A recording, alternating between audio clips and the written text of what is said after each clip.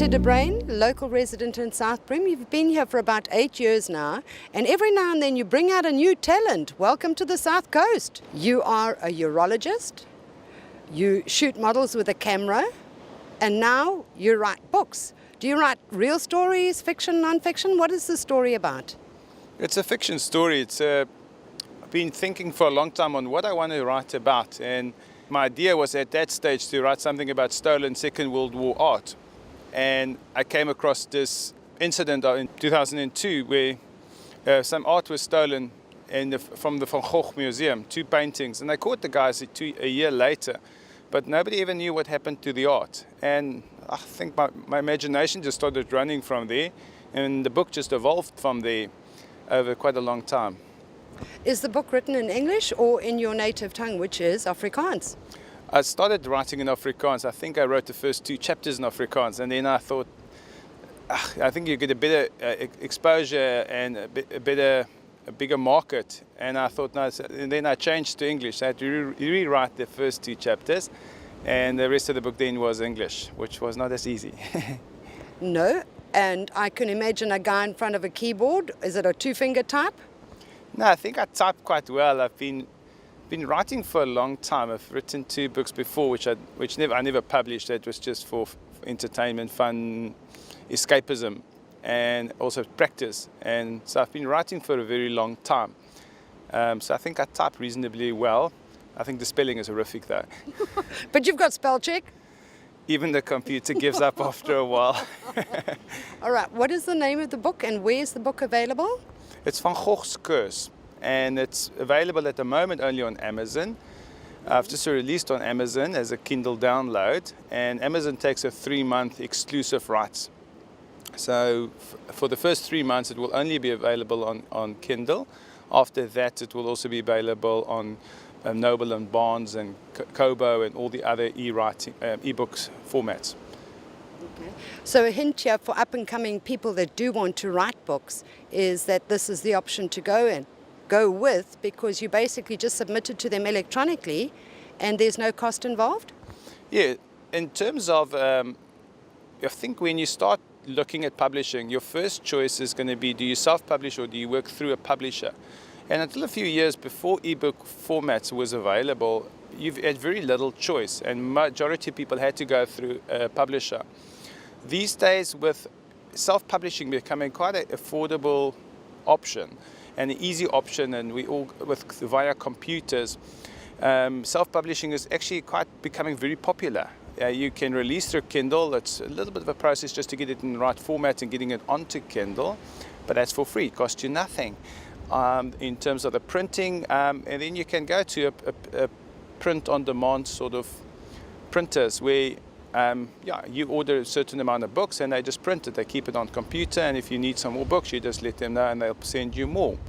And that's now, hopefully in the next month, they'll be bringing out the printed version as well.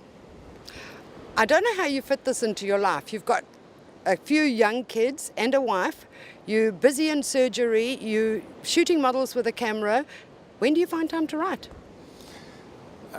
The writing, this book took me 7 years to write. Wow. We had the 3 kids and setting up practice and everything. It's written in the evenings or before work, or sometimes even between patients. If you're really in an exciting part of the book and you're enjoying and you just can't wait to get back to writing. I don't watch much TV. I suppose I just enjoy the writing too much. So whenever there's a free moment, I'll write, or on weekends when you've got a bit of time, you'll write. So it's all stolen little minutes here and there, and before you know it, quite a few years has passed, but there's actually a completed book, which is quite a feeling of accomplishment. Right, now this one is a trick question attached to it. We know that doctors in theatres laugh and joke about things that are happening outside the theatre. Do you get any ideas from the theatre to use in books? In this specific book, I didn't get anything from theatre. I did borrow quite a few names from friends. So the villain in this book is actually a very close friend of mine, as are some of the good guys. So yes, I think in this specific thing, I used more people I knew, but not their personalities, just their names, and sometimes a bit of a joking with them. The But yeah, it's when you write, you write a lot in your own way of speaking. And I suppose you got the option, and I prefer to write almost like I would speak. And it carries a lot of my sense of humor, if I do have a good sense of humor. But it's just writing the way you enjoy telling a story or hearing a story being told.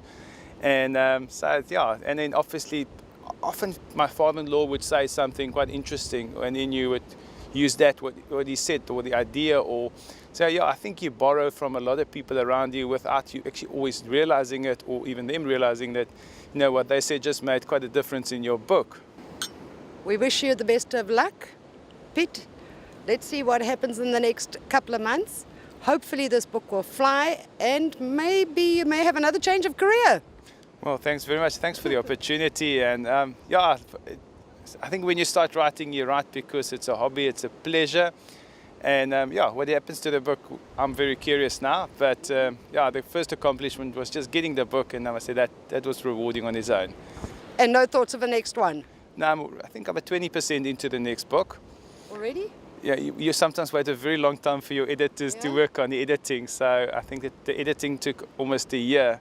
So it gave me a lot of time. So I'm busy with quite an exciting new book, which, but I'll hopefully write it in a much shorter time. And another novel? Another novel, another suspense thriller, completely different story or situation, setup, whatever you want to call it.